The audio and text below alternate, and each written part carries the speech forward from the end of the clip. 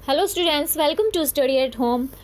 आज की इस वीडियो में मैं आपको DECE 3 का सत्रीय कार्य यानी कि असाइनमेंट का भाग क सॉल्व कर रही हूँ। इसके बाद आपके लिए मैं ख और ग पार्ट जो है ना वो मैं कल मॉर्निंग क्या आफ्टरनून या फिर इवनिंग तक आपके लिए मैं वो वीडियो बना दूंगी।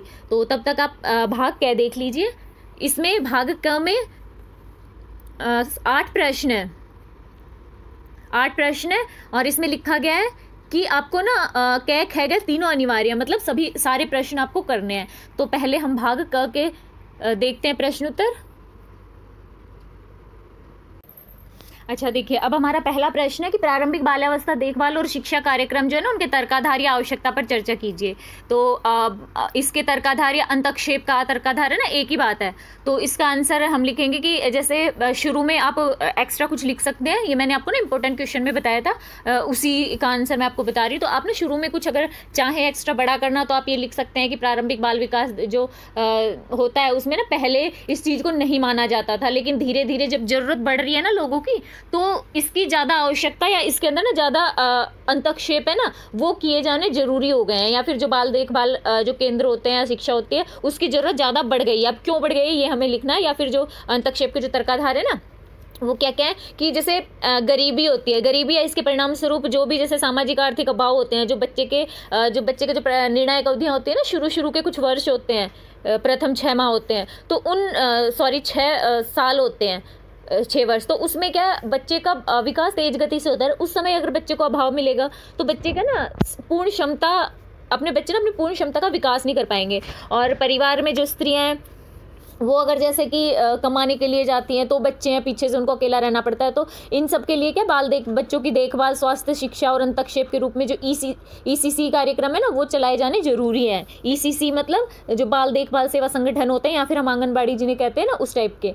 दूसरा है बच्चे के 6 से 8 वर्ष प्रारंभिक बाल्यावस्था के बच्चे जो होते हैं ना उस टाइम इनका विकास तेज गति से होता है, और इस समय बच्चे का जो सामाजिक, संज्ञानात्मक, भावात्मक, शारीरिक सारे के सारे विकास तेज गति से इस टाइम होते हैं। तो अगर इनको इस टाइम सही प्रशिक्षण, पोषण, उत्प्रेरण और जो समृद्धि और भौतिक मनोवैज्ञानिक परिवेश ये सब ना मिले ना तो बच्चे की एक हानि हो सकती है, और इसकी भरपाई कभी कभी तो ना की नहीं जा सकती है। इसलिए बच्चे को अनुकूल स्थितियां मिलनी जरूरी होती हैं और बच्चे को प्रोत्साहित भी करना जरूरी होता है, क्योंकि इस समय जो होता है ना उसमें बाद के जो वर्ष होते हैं बच्चों के, उनके विकास की नींव रखी जाती है। थर्ड है बच्चों को प्यार व स्नेहपूर्ण देखभाल की जरूरत होती है, क्योंकि ये उनका अधिकार है। अब ये उनका अधिकार इसलिए नहीं, वो बच्चे हैं इसलिए नहीं, क्योंकि ये वैसे भी मतलब बच्चों का अधिकार है। अब कई लोग सोचते हैं कि बच्चे बड़े होकर कमाएंगे, इसलिए नहीं, क्योंकि वो बच्चे हैं और वो उनका ना राइट होता है, तो इसलिए उनको अपनी क्षमता विकसित करने का अवसर मिलना चाहिए। इस बात के निरंतर प्रमाण मिले हैं कि बाल विकास अंतक्षेप का प्रभावशाली क्षेत्र है। इससे बच्चे के जो अभाव चक्र है उसे तोड़ा जा सकता है। संपूर्ण विश्व में बाल विकास, प्रारंभिक बाल्यावस्था देखभाल व जो शिक्षा कार्यक्रम है उनके द्वारा पता चला है कि जो ये कार्यक्रम चलाए गए इनसे बच्चों पर सकारात्मक प्रभाव पड़ता है। 5th पॉइंट आप लिख सकते हैं, अच्छे से अच्छे जो फैमिलीज होती है ना उनमें भी ऐसे ना प्रेरणापूर्ण जो क्रिया नहीं मिल पाती है कि बच्चा फैमिली में है तो अब एक बच्चा है वो घर में 2 बच्चों के साथ खेलेगा, अगर वहीं बच्चा केंद्र में रहेगा तो समझो बच्चे 30-40 बच्चों के बीच रहेगा तो बच्चे को वहाँ पे ज़्यादा अच्छा लगेगा। और वहाँ पे बच्चे क्या सीखते हैं, जैसे मिलकर खेलना, अपनी बारी की प्रतीक्षा करना, सामूहिक खेल जो खेलते हैं, मिलकर काम करना, इन सब में ना फिर क्या होता है कि बच्चे सार्वभौमिक मूल्य, समानुभूति, सहानुभूति, सद्भावना, ये सारी की सारी चीज़ें बच्चे आसानी से कैच करते हैं, वहाँ पे ग्रहण करते हैं। नेक्स्ट पॉइंट है कई परिवारों में इसकी ज़रूरत बहुत ज़्यादा होती है, क्योंकि कई बार क्या रहता है कि घर में कमाने वाले जैसे स्त्रियाँ वो भी कमाने जा रही हैं, तो वो क्या कर रही हैं कि बच्चे को कैसे संभालें, तो उनको बच्चे को साथ ही रखना पड़ता है। तो अगर बच्चे जो स्त्रियां हैं वो आय उत्पादक संबंधी जो कार्यक्रम है उनमें जा रही हैं तो ऐसे कर सकते हैं कि साथ में ना प्रारंभिक बाल्यावस्था देखभाल अगर स्थापित कर दिया जाए तो उन स्त्रियों को भी आसानी रहेगी, वो अपने बच्चे को साथ भी ले जाएंगे, वहाँ पे बच्चा आराम से रह लेगा और उनको परेशानी भी नहीं होगी, उनका बच्चा भी आराम से रह लेगा और उनकी आय भी होती रहेगी। तो ये कार्यक्रम ना जरूरी है।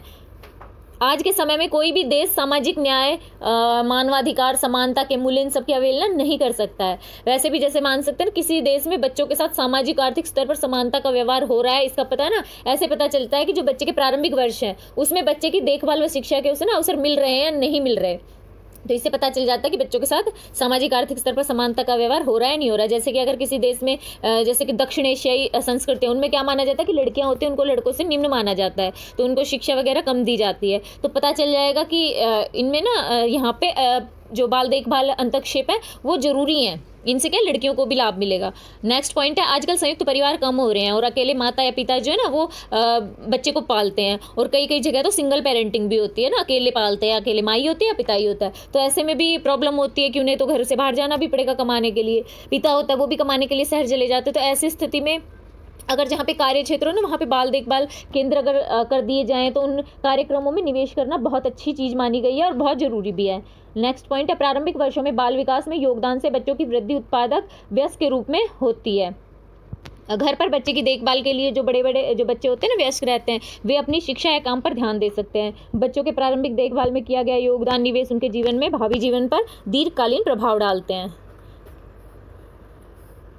अब हमारा दूसरा प्रश्न है कि अपने हमने विभिन्न शिक्षाविदों के जो मूल विचार पढ़े हैं, तो हमें ना 3 विचार लिखने हैं जो कि हम चाहेंगे कि जो वर्तमान शालापुर संदर्भ है ना उसमें लागू हों, और ये किसका है ये भी हमें बताना है। तो हम इसके उत्तर में लिख देंगे कि वर्तमान शिक्षा को देखते हुए लगता है कि बच्चों के लिए शाला पूर्व शिक्षा औपचारिक होकर रह गई है, अतः हमें ऐसी शिक्षा पद्धति की आवश्यकता है जो बच्चों को स्वयं खेल पद्धति द्वारा सीखने के ऊपर बल दे, ताकि जो बच्चे ना शिक्षा के साथ साथ सर्वांगीण विकास भी कर सके अपना। अनेक शिक्षाविदों ने इस बारे में अपने विचार रखे, तो हमें ना 3 बताने। तो पहला बता देते हैं कि अगर जैसे बच्चा है उसे वैज्ञानिक ढंग से बच्चे को अध्ययन कराना है, तो बच्चे को स्कूल में स्वच्छंद और प्राकृतिक अभिव्यक्ति के लिए प्रोत्साहित किया जाना चाहिए। तो हम ना ये विचार चाहते हैं, और ये विचार मारिया मोंटेसरी है ना उनके द्वारा दिया गया है। उनके अनुसार शिक्षा ऐसी होनी चाहिए जो बच्चे को अपने व्यक्तित्व को पूरी तरह व्यक्त करने में सहायता करती है। उनके अनुसार हर बच्चा जो होता है ना अनोखा होता है, और हर एक की प्रगति दर है वो भी भिन्न भिन्न होती आता है। बच्चे को स्वशिक्षा के द्वारा सिखाना चाहिए। मोंटेसरी का मानना था कि बच्चे जो है ना उनके लिए दंड व भौतिक इनाम बिल्कुल नहीं होने चाहिए, क्योंकि इससे बच्चा जबरदस्ती कुछ करने के प्रयास करेगा, चाहे वह परिपक्व हो या ना हो। तो बच्चे के जन्म के 6 वर्ष जीवन के लिए निर्णायक अवधियां हैं, जिससे शिक्षकों द्वारा बच्चों की वास्तविक ऊर्जा होती है ना उसका लाभ उठाया जा सकता है, क्योंकि जो बच्चों की इंद्रियां होती है ज्ञान का द्वार होती हैं, और प्रारंभिक वर्षों में ये अधिक सक्रिय होती है, जो तो बच्चा इसे क्या करता है तेजी से सीखता है। इसलिए हमें मोंटेसरी के जो विचार है वो शालापुर शिक्षा के लिए अच्छे लगते हैं, सही है। तो मोंटेसरी द्वारा एक बाल सदन की संकल्पना का भी विकास किया गया। यहाँ पे बच्चे अपने स्वयं के प्रयासों द्वारा सरल से कठिन की ओर सीखते हैं। इसे बाल केंद्रित विधि भी कह सकते हैं। इसमें बच्चा अपनी इच्छा अनुसार क्रिया चुनने के लिए स्वतंत्र होता है, पर इन क्रियाओं की जो संरचना होती है ना ये निहित होती है, और इनके केंद्र में व्यक्तिगत शिक्षण होता है, मतलब बच्चे का अपनी मर्जी से सीखना। दूसरी विचारधारा हम चाहेंगे कि प्रकृतिवादी विचारधारा हो। शालापूर्व बच्चों की शिक्षा के लिए हम प्रकृतिवादी विचारधारा को अपनाना चाहेंगे, क्योंकि इसके अनुसार प्राकृतिक परिवेश में बच्चे को प्राकृतिक वृद्धि ही अनुकूलतम शिक्षा है। क्योंकि बच्चे होते हैं ना प्राकृतिक परिवेश में जितना सीखते हैं ना उतना कहीं और नहीं सीख सकते। प्रकृति को बच्चे करीब से जान पाएंगे। बच्चों को केवल पढ़ाना नहीं चाहिए, बल्कि खेल कूद व्यायाम आदि पर भी उनका ना पर्याप्त ध्यान होना चाहिए, क्योंकि ये सब बच्चे के लिए इस टाइम जरूरी होता है। इनसे बच्चे की सभी ज्ञानेंद्रियों का विकास होता है। इनका सही उपयोग करके ज्ञान के द्वार खोलने चाहिए, ताकि बच्चा अपनी जरूरतों को पूरा करने के लिए व्यावहारिक ज्ञान प्राप्त कर सके। इस जो विचार है ये प्रकृतिवादी, इसके जो प्रतिपादक है ना वो रूसो थे। इनका प्रमुख आदर्श वाक्य था प्रकृति की ओर वापसी, यानी कि रिटर्न टू नेचर। इनके अनुसार जीवन का अर्थ जो होता है ना सिर्फ सांस लेना नहीं है, बल्कि कर्म करना है। इस विचारधारा में यह माना गया है कि जो बच्चे होते हैं उनको अनुशासित करने के लिए अधिक से अधिक स्वतंत्रता देनी चाहिए, बच्चों पर बंधन नहीं लगाने चाहिए। जब बच्चे होते हैं वो प्रकृति के अनुसार स्वच्छंद रूप से कुछ कार्य करेंगे तो ज़्यादा सीखते हैं, खुद से सीखेंगे। गलती होगी तो खुद से सीखेंगे, अनुशासन में रहना सीखेंगे उससे। बस ध्यान देना है कि बच्चों पे नज़र रखनी चाहिए जरूर। तीसरा विचार है कि शालापुर शिक्षा के लिए जो टैगोर का विचार है ना वो हमें अच्छा लगता है। यह विचार है कि सार्वभौमिकता है। ये जो विचार है सार्वभौमिकता का विचार है। जैसे कि इस विचार में माना जाता है कि वास्तविक शिक्षा वह है जिसमें अपनी आत्मा से परे हुए बिना कार्य किया जाता है। इसके अनुसार शिक्षा का जो शिक्षा उसका सामुदायिक जीवन से जुड़ाव होता है। बच्चों को सबसे ज़्यादा ना अपनी मातृभाषा से लगाव होता है, तो शिक्षा मातृभाषा में होनी चाहिए। बच्चे इनसे रचनात्मक प्रवृत्ति द्वारा सीखते हैं, इसलिए उनको कार्य करते समय स्वतंत्रता देनी चाहिए, और जो बच्चे होते हैं उनके चहुमुखी विकास को बढ़ावा मिलता है। इसमें आधुनिक शिक्षा पद्धति को प्राचीन के साथ संश्लेषित किया गया, जो कि बच्चों के लिए लाभदायक, यानी कि थोड़ी आधुनिक शिक्षा पद्धति मिलाओ थोड़ी सी जो प्राचीन शिक्षा पद्धति है, तो इससे क्या बच्चों को अच्छा लगता है। इस प्रकार हम वर्तमान शिक्षा के लिए शालापुर केंद्रों में मारिया मोंटेसरी, रूसो व टैगोर के विचारों के अनुसार जो दी गई है उनके विचार, वो शिक्षा केंद्रों में प्रगतिवाद, सार्वभौमिकता और वैज्ञानिक अध्ययन को अपनाएंगे, ताकि क्या बच्चों का सर्वांगीण विकास हो सके। अब हमारा थर्ड प्रश्न है, प्रमस्तिष्क घात वाले बच्चे के लिए प्रारंभिक अंतक्षेप के संबंध में ना माता पिता को क्या सलाह देंगे आप। तो हम जो प्रमस्तिष्क घात होता है उसका अर्थ होता है कि ऐसी असमानता या असामान्यता क्षति जो कि ना जिसमें शारीरिक गति जो होती है उसका नाश हो जाए, यानी शारीरिक गति के नियंत्रण का मतलब अपने शरीर की जो गतिविधियां ना उन पर नियंत्रण ना हो किसी का। तो प्रमस्तिष्क घात हर देश के हर परिवार में लगभग पाया जाता है, किसी को भी हो सकता है, ऐसा फिक्स नहीं है कि वहाँ पे फैलता है। विश्व में प्रत्येक 300 में से एक बच्चा ना इस बीमारी के साथ पैदा होता है। इसमें मानसिक मंदता, दृष्टि दोष, वाक दोष, प्रत्यक्ष ज्ञानात्मक विकार, स्वर्ण दोष, ये सब ना कुछ भी हो सकता है। इनके प्रारंभिक अंतक्षेप के संबंध में ना माता पिता को हम ना जो सलाह दे सकते हैं ना वो है, पहला हम निगलना सिखाने के लिए क्या प्रेरण कर सकते हैं। इस बीमारी में बच्चे के मुंह से लगातार ना लार रिसती रहती है और बच्चे अपना थूक निगलने में भी ना बच्चे को परेशानी महसूस होती है। इसलिए माता पिता बच्चों को सिखाएं कि जो अपना हाथ है गले के दोनों ओर रखे, होठ बाहर की ओर रखे, बच्चों को थूक निगलने के लिए प्रेरित करें। दूसरा क्या कर सकते हैं, खाना खाने में बच्चे की सहायता कर सकते हैं। बच्चों को फीका खाना दें, क्योंकि जो मीठा खाना होता है ना उससे लार अधिक टपकता है, और ज़्यादा तीखा खाना वो बच्चे से वैसे नहीं खाया जाएगा, वैसे मुंह से पानी आएगा। प्रारंभ में गाढ़े तरल पदार्थ जैसे कि सूप, दूध दे जो कि आसानी से बच्चा निगल सके। आलू दे सकते हैं बॉयल किया हुआ, जब बच्चा थोड़ा सा दिखे ना कि हाँ थोड़ा सा कुछ कर सकता है, खाना चबाकर काट कर खाना सिखा दे फिर उसे। नेक्स्ट है कि शौचालय का प्रयोग करना। प्रमस्तिष्क घात वाले बच्चे होते हैं ना वो अपनी क्रियाओं पर नियंत्रण नहीं रख सकते हैं, तो उनको शौचालय में अकेले बैठने में भी दिक्कत होती है। तो इसके लिए अनेक सहायक सामग्रियां आती हैं जो कि ना बच्चों को स्पेशल रख के बनाई जाती है ऐसे लोगों को, जैसे कि जो कमोड के लिए बच्चों के लिए ना स्टैंड होते हैं, तो शौचालय के लिए पॉट के ऊपर बैठने के लिए संरचना बनाई जाती है, तो वो ला सकते हैं। उसमें ना पकड़ने के लिए भी होता है, तो बच्चे ना आराम से पकड़ के बैठ सकते हैं। तो शुरू में बच्चे को प्रैक्टिस करवाएं, उसके बाद बच्चा सीख जाएगा। फोर्थ है हाथों की क्रियाओं में सामंजस्य बनाना। अब जो ऐसे प्रमस्तिष्क घात वाले बच्चे होते हैं तो अपने बच्चों को ना कोई चीज़ पकड़ने, दबाने, मोड़ने, ये सब ना करने के बच्चे को ना प्रयास करवाएं। उससे बच्चे की कलाई व उंगलियों की मांसपेशियां ना सुदृढ़ बनेंगी और उनका ना अपने जो हाथों की क्रियाएं हैं ना उनमें सामंजस्य बैठाएगा। बच्चे को ना खुद से खाना खाने दें। खाना गिर रहा हो तो ऐसे ना सोचें कि ना बच्चा खाना गिरा रहा है, गंदे कर रहा है, बच्चे को करने दे कोशिश, ऐसे ही तो बच्चा सीखेगा। इस तरह माता पिता बच्चे की स्थिति में सुधारात्मक परिवर्तन के लिए प्रयास कर सकते हैं। अब हमारा फोर्थ प्रश्न है, उन 5 तरीकों की सूची बनाइए जिनके माध्यम से शिक्षिका स्वर्ण दोष वाले बच्चे को दूसरों की भाषा समझने में सहायता कर सकती है। अब जो एक स्वर्ण दोष वाला बच्चा होता है, जब वो समझो कि शालापुर केंद्र में जाएगा, एक सामान्य बच्चा है, उसे हम कुछ भी बोल रहे, धीरे भी बोल रहे, तेज भी, उसको सुन रहा है और आसपास कोई और बोल रहा है, उसे सुन रहा है तो वो जल्दी सीखता है। और जो स्वर्ण दोष वाला बच्चा है ना उसे सुनाने के लिए, समझाने के लिए ना हमें थोड़ा सा मेहनत करनी होगी। तो जो बच्चा होता है वो सामान्य के समान वैसे तो सीखता तो उसी के समान है, पर उस पर ध्यान देने की ज़्यादा आवश्यकता होती है क्योंकि वो सुन नहीं पाता। तो एक शालापुर शिक्षिका के रूप में ना हम जो प्रयास करेंगे, 5 है, तो मैंने ना इसमें जो 4, 5, 6 जितने भी हैं मैंने लिख दिया। आप इनमें से कोई भी 5 लिख दोगे तो भी चलेगा, नहीं तो सारे भी लिख सकते हो याद रहे तो। जब भी बच्चे के साथ बात करें तो पूरे वाक्यों का प्रयोग करें जिससे कि वह उनकी पूरी जो विषय वस्तु है ना उसे समझ जाए, जिससे सुनकर उसे समझने में आसानी हो। आधे अधूरे, गलत, अशुद्ध शब्द वाक्य जो होते हैं ना बच्चे को भ्रमित करते हैं और उन्हें वो समझ नहीं पाएंगे। नेक्स्ट है, जो शब्द या वाक्य बच्चा समझ नहीं पा रहा तो उसे ना थोड़ा सा ना तेज बोले और सरल बना के बोले, बार बार दोहराएं, इससे बच्चे को समझने में आसानी होगी। नेक्स्ट है, जो बातें हम बच्चे को कह रहे हैं तो उनको ना स्पष्ट करने के लिए हम कोई वस्तु ले सकते हैं कि है ये इस बारे में बात कर रहे हैं, चित्र, इशारे, इन सब का यूज़ कर सकते हैं। नेक्स्ट, चिल्ला करें जोर से जब भी हम बोले ना तो अपने होठों को ना ज़्यादा एक्टिव ना करें कि बोल कुछ रहे हैं और होठ अलग ही तरह से हिल रहे हैं। तो इससे क्या बच्चे का ना बच्चा होठ पढ़ के जैसे सीखता है, जिसे ढंग से सुनाई नहीं देता, ओष्ठ पठन करता है तो वो नहीं कर पाएगा, बच्चे को दिक्कत होगी। बच्चे को पहले से पता होना चाहिए कि किस विषय पे बात हो रही है। अगर चर्चा का विषय अगर हम बदलना चाह रहे हैं तो पहले ना बच्चे को समझाना पड़ेगा कि हम ना कुछ दूसरा टॉपिक है हमारा, तो बच्चा उस टॉपिक के प्रति ना सचेत हो जाएगा। नहीं तो बच्चा सोच रहा होगा पहले जो चल रहा था वही बोले जा रहे हैं। नेक्स्ट, अगर जो नए शब्द हम बच्चों को सिखा रहे हैं, बता रहे हैं, बोल रहे हैं तो वो ना या तो ब्लैक बोर्ड पे लिखें ताकि वो नोट कर पाएं, या फिर खुद से उनकी कॉपी में लिख दे ताकि वे पढ़ के भी समझ जाएं। नेक्स्ट, हम क्या कर सकते हैं, माता पिता से लगातार संपर्क बनाए रख सकते हैं और उनको ना समझा सकते हैं कि बच्चों को निरंतर प्रेरण प्रदान करें, यानी कि कोशिश करते रहें। जो कार्य हम ना केंद्र में करवा रहे हैं उनका जरूर से अभ्यास करवाते रहे ताकि बच्चे को सीखने के मौके मिले। अब हमारा प्रश्न संख्या 6 है, व्यवहार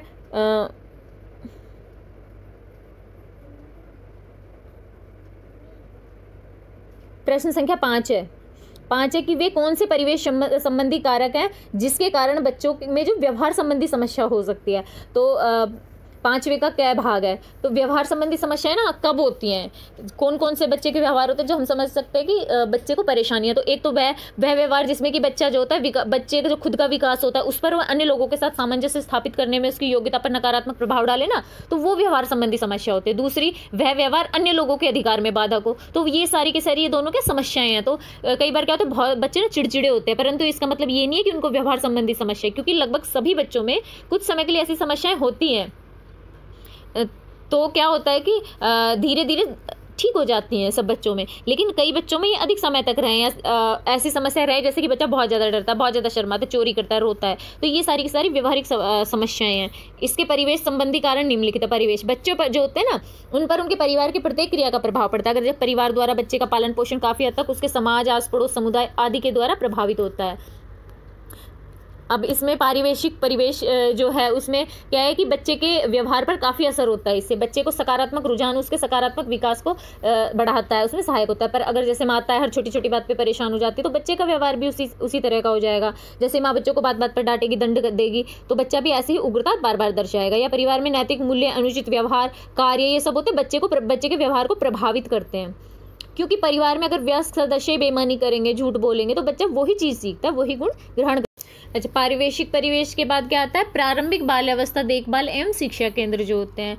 तो ये भी ना बच्चे के पारिवारिक संबंधित स्थितियों को जानना चाहिए केंद्र में, ताकि जब बच्चा केंद्र में आए तो वहाँ का वातावरण अधिक अलग ना लगे बच्चे को। तो कार्यकर्ता को रोचक व्यवहार गतिविधियाँ अपनानी चाहिए, क्योंकि बच्चे का वहाँ मन नहीं लगता, या कार्यकर्ता का व्यवहार अगर जैसे कठोर होता है ना, तो बच्चा केंद्र के नाम से ही डरेगा और आक्रामक भी हो जाएगा। ये हो सकता है कार्यकर्ता से बात भी ना करे। तो अतः इन व्यवहार संबंधी समस्याओं के कारण केंद्रीय कार्यकर्ता का व्यवहार भी हो सकता है। ठीक है, बच्चे का ये व्यवहार हो सकता है। नेक्स्ट, समुदाय। जो हमारा समुदाय है, तो हमारे देश में प्रत्येक लोग भिन्न भिन्न जाति या समुदाय से जुड़े हुए थे। एक समुदाय विशेष में जो नियम, मान्यताएं, व्यवहार हो सकता है वो दूसरे समुदाय से अलग हो सकती हैं। जैसे कि कई समुदाय में लड़के लड़कियों में भेदभाव होता है, या कई अन्य के साथ भी मतलब वही व्यवहार अगर हम करेंगे तो वो सही नहीं है, या हमें लग सकता है कि ये ऐसा व्यवहार कर रहा है तो ये गलत है, लेकिन वो व्यवहार उस समाज में, समुदाय में किया जाता है। लेकिन ये सारी की सारी के व्यवहार संबंधी समस्याओं को बढ़ा सकती हैं ये सारी की सारी चीज़ें। अब जैसे कई समुदाय में लड़के लड़कियों में भेदभाव होगा तो वे अन्य सभी के साथ वही व्यवहार करेंगे जो कि दूसरों के लिए सही ना हो, पर वो करेंगे। अतः हम कह सकते हैं कि जो परिवेश संबंधी कारण है बच्चे की व्यवहार संबंधी समस्या को प्रभावित करते हैं। अब 5वें का ख है कि बच्चों में आक्रामक व्यवहार दर्शाने वाले जो बच्चे होते हैं उनके व्यवहार को शालापूर्व कार्यकर्ता कैसे सुधारे, ये बताना है। अब आक्रामक व्यवहार क्या होता है, जब बच्चे अपनी किसी बात को मनवाने के लिए मारपीट करें, चुटकी काटें, गलत भाषा का प्रयोग करें और आक्रामक व्यवहार, ये सब क्या है, ये सब आक्रामक व्यवहार ही हैं। ऐसे बच्चे हमेशा चिड़चिड़े व अप्रसन्न रहते हैं। अतः एक कार्यकर्ता के रूप में हमें उनको बच्चों को स्वीकार्य व्यवहार के लिए समझाना जरूरी होता है। कुछ बच्चे क्या करते हैं कि थूकना, काटना, नोचना, चिल्लाना, बच्चों को चिढ़ाना, अपने पैर जोर जोर से पटकना, ऐसे करके अपना इस व्यवहार को दर्शाते हैं, यानी कि शारीरिक क्रियाओं और बोलकर किसी दूसरे के साथ आक्रामक व्यवहार प्रकट करते हैं। अब इसके लिए क्या कर सकते हैं शालापूर्व कार्यकर्ता, शालापूर्व केंद्र में कार्यकर्ता को बच्चे में सुधार लाने के लिए प्रयास करने चाहिए। ये क्या प्रयास कर सकती है कि जैसे हर बार बच्चे को दंडित करने के बजाय प्यार से समझाया जाए, क्योंकि अगर बार बार दंड देंगे तो उसमें बच्चे का असर नहीं होगा, मतलब दंड का आदी हो चुका होगा बच्चा, तो इससे कोई फर्क नहीं पड़ेगा। उसे दंड दो तो भी उसे कोई फर्क नहीं पड़ता। नेक्स्ट क्या कर सकते, इसलिए उसे ना प्यार से समझाएं। दूसरा हम क्या कर सकते हैं, जब बच्चा हमारा ध्यान आकर्षित करने के लिए आक्रामक व्यवहार करे तो एक काम करें, उस पर ध्यान ही ना दें। तो इससे ऐसा कार्य करने लग जाए कि कुछ मतलब ऐसा कि ये कार्य जो ऐसा आक्रामक व्यवहार करने वाला होता है ना, उस टाइम क्या करें, उसके ऊपर ध्यान दे और ऐसा कार्य शुरू कर दे जो बच्चे को पसंद हो। तो बच्चा ना तुरंत उस कार्य में ना लग जाएगा, और जो व्यवहार वो करना चाह रहा है ना उसका उसे मौका ही नहीं मिलेगा। तो जैसे अगर बच्चा ऐसा करे तो उसका पसंदीदा कहानी सुना दे, कविता सुना, तो बच्चे को ना अच्छा लगेगा, वो उस साइड अट्रैक्ट हो जाएगा और शायद ये व्यवहार भूल जाए करना। नेक्स्ट क्या कर सकते हैं, बच्चा जब अनुचित व्यवहार करे तो उससे बात ना करे, उस पर ध्यान ना दे, उस पर अगर उसके बाद अगर स्वीकार्य व्यवहार करे तो उसे शाबाशी भी दें, ताकि उसे अपनी गलती ना समझ में आए। अब ध्यान देने का मतलब ये नहीं है कि बच्चा किसी को मार पीट रहा है तो भी ध्यान ना दे। ध्यान तब तक ना दे जब तक कि उससे अन्य को हानि ना पहुंचे। अगर बच्चा अन्य लोगों को ना धक्का देने वाला हो, मार रहा हो पकड़ के, तो उस टाइम क्या करें, पीछे से पकड़ ले और थोड़ी देर तक ऐसे ही रखे जब तक कि उसका गुस्सा शांत ना हो जाए। जब गुस्सा शांत हो तो उसे अच्छे से सख्त हिदायत दें कि उसका व्यवहार मान्य नहीं होगा, यहाँ पे ये सब उसे नहीं करना चाहिए। नेक्स्ट है स्वीकार्य व्यवहार करने पे बच्चे को पुरस्कृत कीजिए। जैसे कि बच्चे को उचित व्यवहार करने पे पुरस्कृत करने के लिए हम ना स्टार्स देंगे कि अच्छा आप ना आज गुस्सा नहीं करोगे तो आपको ये देंगे, आप अच्छा करोगे ना तो ये देंगे। ऐसे करके ना बच्चे को प्रोत्साहित करें। जैसे बच्चा होता है उसकी पसंद का खिलौना खेलने दें, या अन्य बच्चों को उसके साथ उसके लिए ना तालियां बजाने को कहें, तो इससे बच्चे के अंदर ना इसकी इच्छा जागृत होगी उचित व्यवहार की। नेक्स्ट क्या कर सकते हैं, जो बच्चे का जो क्रोधावेश है ना उसके वर्णन में, मतलब जैसे गुस्सा या आक्रामक व्यवहार होता है तो उसके परिवार के सदस्यों से बात करें कि ये ऐसा क्यों करता है। क्या पता हो सकता है ना कि घर से कुछ परेशानी हो, उसे घर में कोई ऐसा कर रहा हो, इससे उसके व्यवहार पर नियंत्रण लगाना आसान हो सकता है कि घर में किसी जैसे बच्चा होता है ना उसे बार बार दंडित किया जाता है, या अन्य सदस्य बार बार लड़ रहे हो तो बच्चा वही व्यवहार सीखेगा और करेगा। तो इसलिए वहाँ पे ना उनको सलाह दी जाती है कि उचित व्यवहार करे, जिससे कि बच्चा भी ऐसा ही व्यवहार सीखे। जब भी बच्चे के आक्रामक व्यवहार को बदलने की कोशिश करे तो कभी भी ना ये 2-4 चीजें कभी ना करे। जैसे कि बच्चे को कमरे में बंद ना करे अकेला, अनुशासित करने के लिए मारपीट ज्यादा ना करे, अन्य बच्चों के सामने उसे शर्मिंदा ना करे, इससे क्या उसे बुरा लगेगा और उसका क्रोध ना कम होने की जगह ज्यादा ही हो जाएगा। नेक्स्ट हमारा प्रश्न है, प्रश्न संख्या 7 है। तो इसमें हमें ना किन्हीं 2 पर लिखना है। एक संचार की महिला से महिला कार्यनीति और दूसरी समुदाय आधारित पुनर्स्थापना। थर्ड है अक्षम बच्चों को लेबल करने के जो नुकसान होते हैं। तो पहला है संचार की महिला से महिला कार्यनीति और अक्षम बच्चे जो है लेबल करने का नुकसान जो होते हैं ना वो 2 करवाऊंगी। तो पहला महिला से महिला की कार्यनीति। अब महिला से महिला की कार्यनीति क्या है कि इसमें ना आप पहले क्या लिख देंगे, थोड़ा सा ऊपर लिखेंगे एक्स्ट्रा, क्योंकि मैंने ये इंपॉर्टेंट क्वेश्चन में से लिया है स्क्रीनशॉट, तो ये मैंने ना थोड़ा सा ये देखिए छोटा लिखा है। तो इसके लिए आप थोड़ा सा ये आंसर लिखने से पहले थोड़ा सा ऐसे लिखेंगे कि महिला की कार्यनीति क्या होती है। तो इसमें आप ना उसमें आप ऐसे लिख देंगे कि इस कार्यनीति के अंतर्गत ना महिलाएं होती है ना, उनको कुछ सूचना दी जाती है जो हम चाहते हैं कि समुदाय में फैले। तो उन महिलाओं को इस बारे में बताया जाता है, और वो महिलाएं क्या एक दूसरे के साथ फिर वो बांटती हैं, वो बातें या विचार बांटती है, वो सूचना बांटती हैं। क्योंकि जो महिलाएं होती है ना वो सबके साथ ना स्नेहमयी रहती है, सबके साथ अच्छे से व्यवहार करती है, तो वो सबको बताएंगी। और इससे क्या होगा, हमारी जो सूचना है ना, एक महिला ने दूसरी को बताया, दूसरी ने तीसरी को, तीसरी ने चौथी को, इस तरह से हम जो सूचना संदेश देना चाह रहे हैं वो हमारे समुदाय में काफ़ी हद तक फैल जाएगा।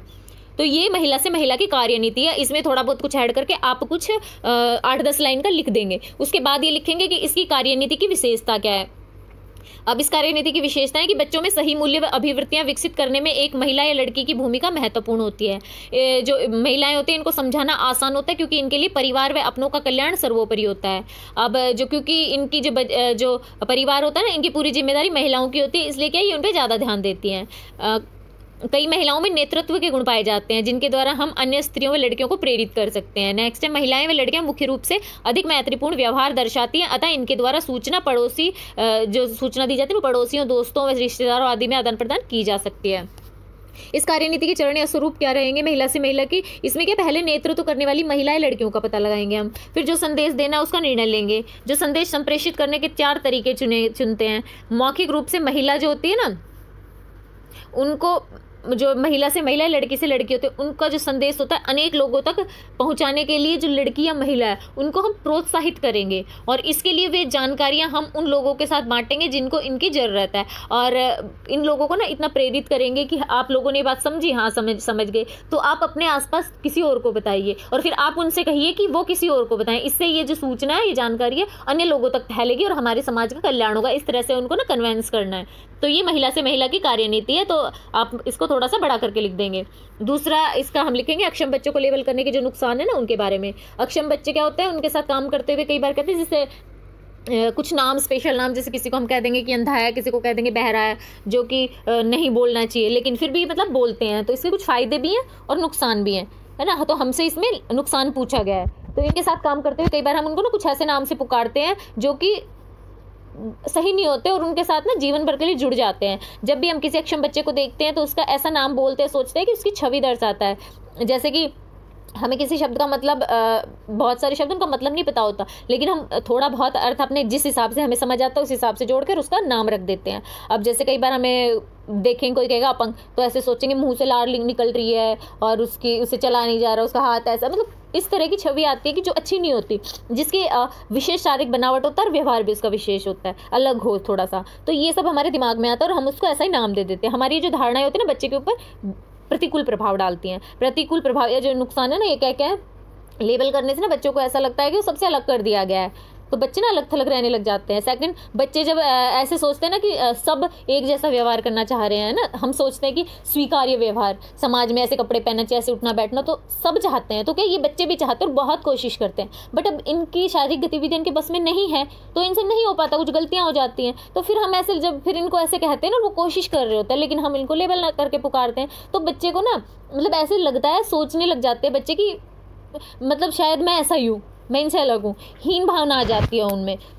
थर्ड है कि ये नाम जो होता है ना बच्चे के साथ जिंदगी भर के लिए इन पे ठप्पा लग जाता है। अब कई बार क्या लोगों की जो कमी होती है बच्चों की, वो खत्म हो जाती है, लेकिन फिर भी नाम जुड़ गया वो। तो जैसे कि अब श्रवण शक्ति कम है किसी की, तो हम क्या करते हैं, बच्चे को बहरा कहेंगे, या फिर किसी के आंख रोशनी कमजोर है तो हम उसे अंधा कहने लग जाता है। अब चश्मा लगाने लगेंगे, या फिर कोई दवाई इलाज चला तो उसकी रोशनी आ गई, चश्मा लगा के वो देखने लग गया, फिर भी हम उसे अंधा कहते हैं। कानों की मशीन लगाई तो सुनने लग गया, लेकिन फिर भी हम उसे बहरा कहेंगे, तो इससे ना बच्चे को अच्छा नहीं लगता है। उसी नाम के साथ जिंदगी भर के लिए बच्चे के साथ ठप्पा लग जाता है, इसलिए लेबल करना बुरा है। नेक्स्ट, लेबल एक दाग के समान है, ऐसे नाम से बच्चों को शर्म आती है। कई बार तो बच्चे के साथ साथ माता पिता और परिवार है ना, उनका भी लोग मजाक उड़ाने लग जाते हैं, जो कि सही नहीं होता। कई बार हम बच्चे या किसी अन्य की कमी के कारण जो उसका व्यवहार है ना, उसके वजह से लेबल कर देते हैं कि मतलब उसका व्यवहार देख के, और बच्चे में वो कमी नहीं होती, तो ये सब भी सही नहीं है, क्योंकि वो कमी धीरे धीरे सही हो जाती है, पर हमने जो लेबल का ठप्पा लगा दिया वो तो चलता रहेगा। इसलिए कई बार अभिभावक पालनकर्ता बच्चों के लिए अतिरिक्त प्रयास भी नहीं करते, कि वो कोशिश ही नहीं करते ये जानने की इसमें ये कमी है भी या नहीं। देख लिया उसका व्यवहार ऐसा, तो उसमें ये कमी होगी तो क्या फायदा इसे सिखाने का, क्या फायदा उसे पढ़ाने का।